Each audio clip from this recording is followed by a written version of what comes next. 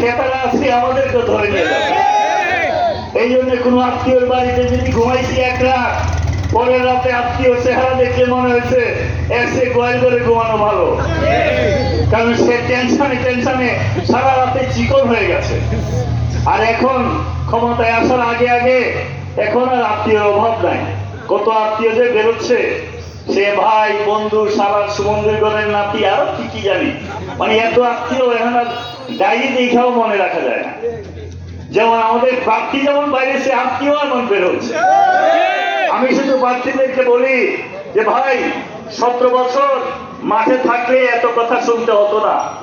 যেমন আমি কোনো কথা শুনি না, আমি যখন কোনো সমাবেশে আসি, এই সমাবেশে এসেছি, এখানে আইসা দেখি প্যান্ডেল করা।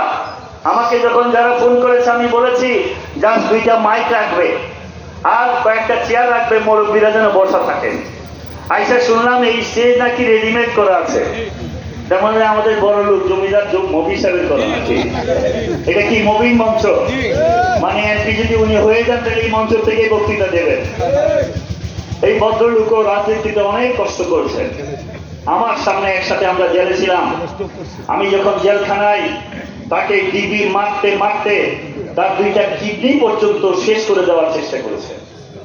তার বিল্ডিং এ তাকে ধরে নিয়ে ডিবি ওসি আব্দুল্লাহকে নির্মম অত্যাচার করেছেন, তা বলে শেষ করে যাবে না। আজকে আর বেশি প্রশংসা করবো না, পরে যদি এমপি হয়েই যায় তখন তো আমার লস।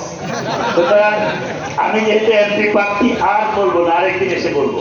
আর আমি আসলে যারা প্রার্থী হয়েছেন সবাই আমার ভাই। আমি কারো বদনাম কোনো নেতা করুক সেটার পক্ষে আমি না। তাই আমি চাই একসাথে মিলেমিশে বিপ্লব করেছি, 10 ভাইয়ের 1 ভাই। আমি সাহস করেছি, আমি বিপ্লবের নেতৃত্ব দিয়েছি। আমি কুট্টাগড় বানাই, রামপুরের এমন কোন চিপা রাস্তা নাই যে রাস্তায় আমি ঘুরি নাই। বাচ্চাদের বাড়ির চিপা দিয়ার কত রাস্তায় আমি ঘুরেছি। আজান দিব।